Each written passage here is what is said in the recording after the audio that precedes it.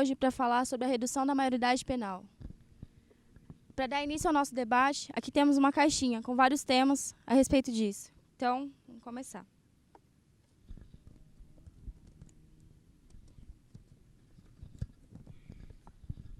A redução da maioridade penal não vai reduzir a violência. Verdade.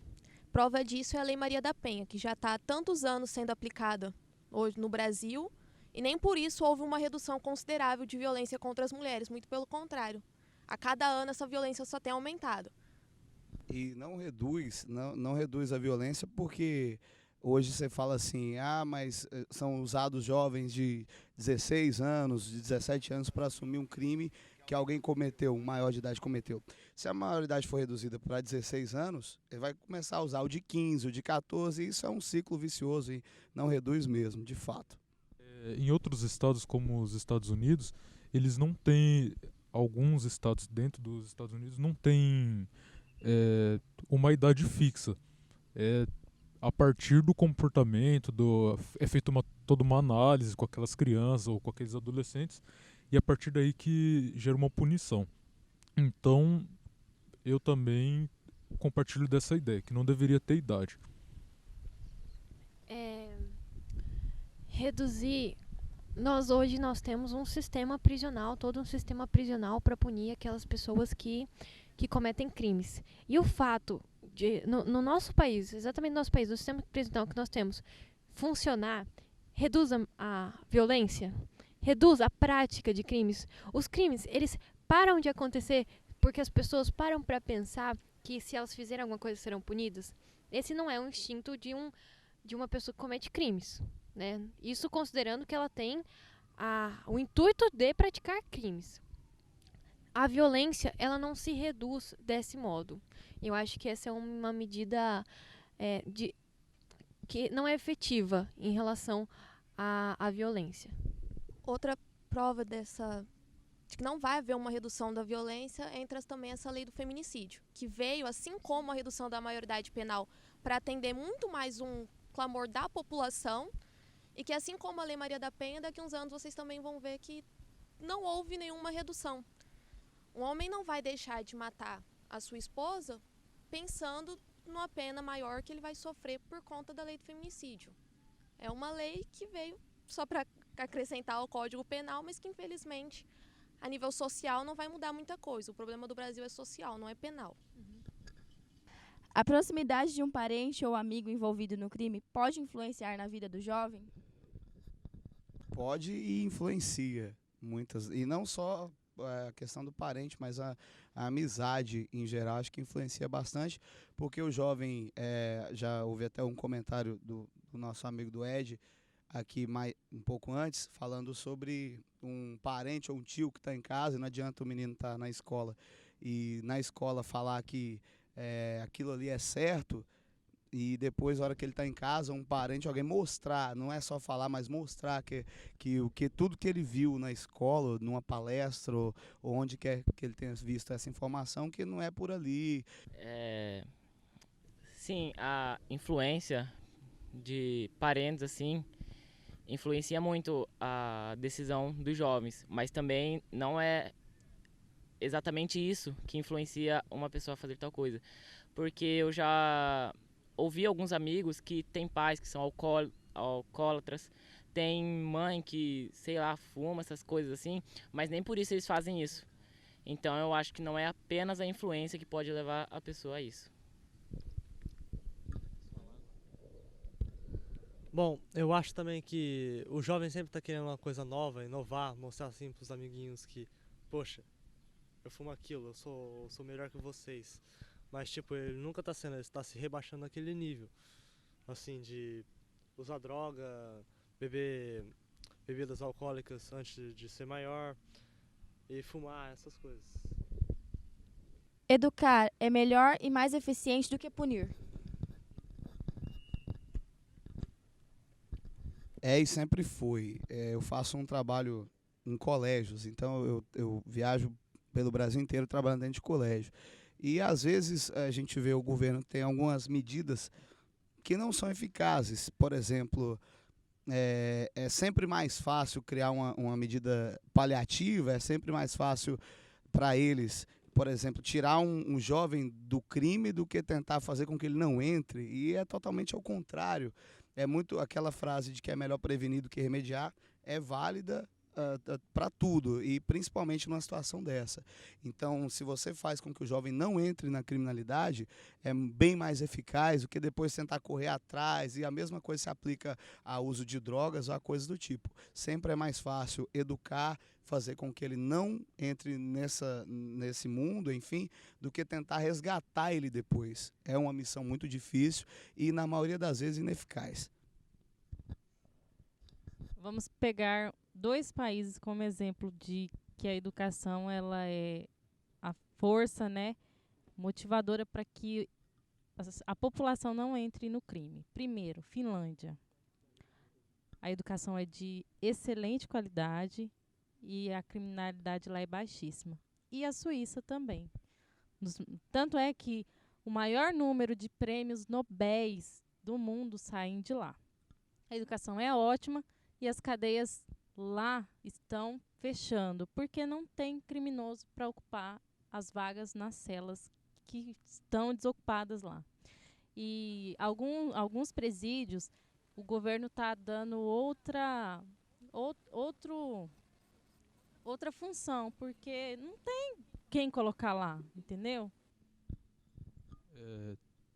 No tocante à educação, não só implementar escolas com período integral, mas sim projetos. Por exemplo, eu participei do projeto da banda Marcial Cristo Redentor quando eu era mais jovem, e então eu estudava de manhã e participava do projeto à tarde. Então era do meio-dia e meia até mais ou menos 5h30, 5 horas. Então, além de você estar aprendendo a tocar algum instrumento, aprender a ler partitura, você conhece outras pessoas, você tem disciplina, você tem uma série de outros valores que você não aprende na escola e nem em casa. Não, a cadeia, quando o jovem é punido, ela é como se fosse uma escola do crime.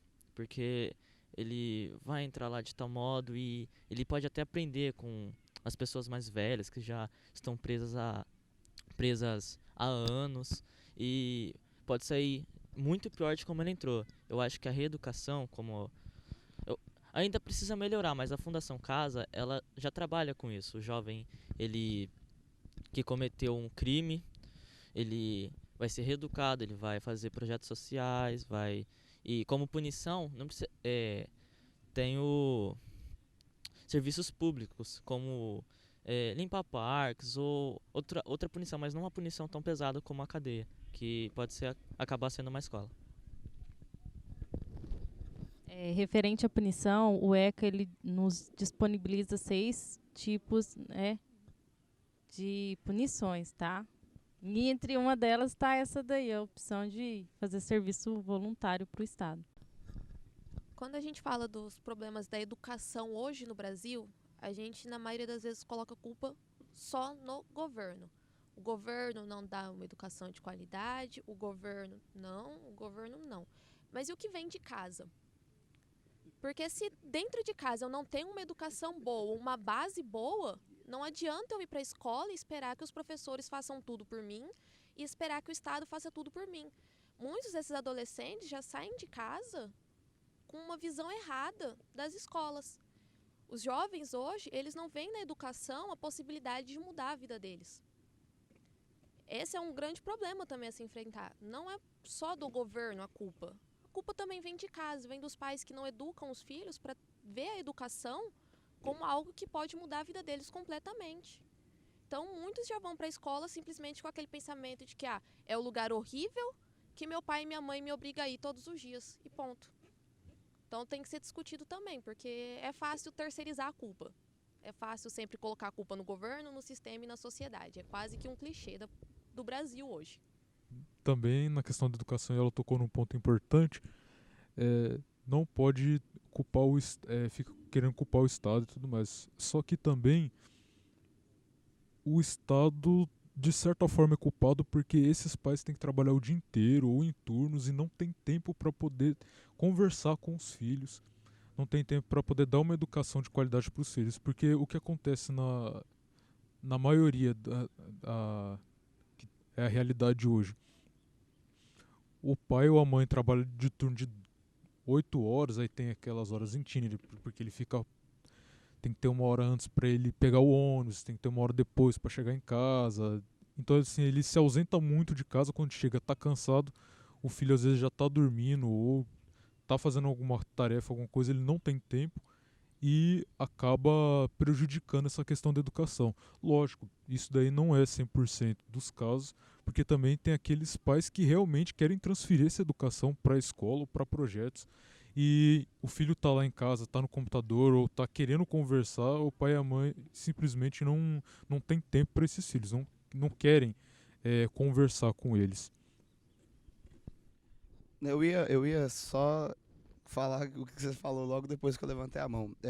Na verdade, eu concordo com o que ela disse em partes, né? Eu acho que o governo, quando a gente fala assim, o governo é culpado, e realmente o governo tem uma culpa grande porque não tem investimento na educação. O governo investe, na verdade, muito mais no sistema prisional, que é falho do que no sistema de educação. E aí a gente, ao mesmo tempo que tem o governo falho, não tira também a culpa dos pais, que transferem realmente essa responsabilidade para os professores, que muitas vezes são professores, psicólogos e de vez em quando tem que ser pai dos filhos deles. Então vários pais chegam na escola e se dirigem ao diretor falando assim, mas eu não sei o que mais fazer com esse menino.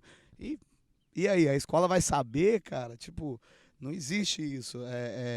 E o pai não. Aí acontece como ele falou assim: o pai fica 2 turnos, trabalha 2 turnos.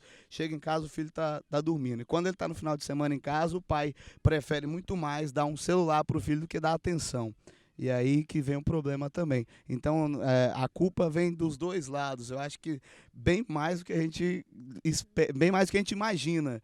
Né? Acho que tem culpa do governo, tem culpa dos pais e num grau bem mais elevado ainda. Mas eu acho que a culpa maior realmente é dos pais. Eu acho que de casa tem que vir porque o colégio ele tem que dar, ele fornece ali o conhecimento, ele transfere conhecimentos para o filho. Mas a educação e o caráter tem que ser formado em casa. Sempre foi assim e tem que ser, eu acho.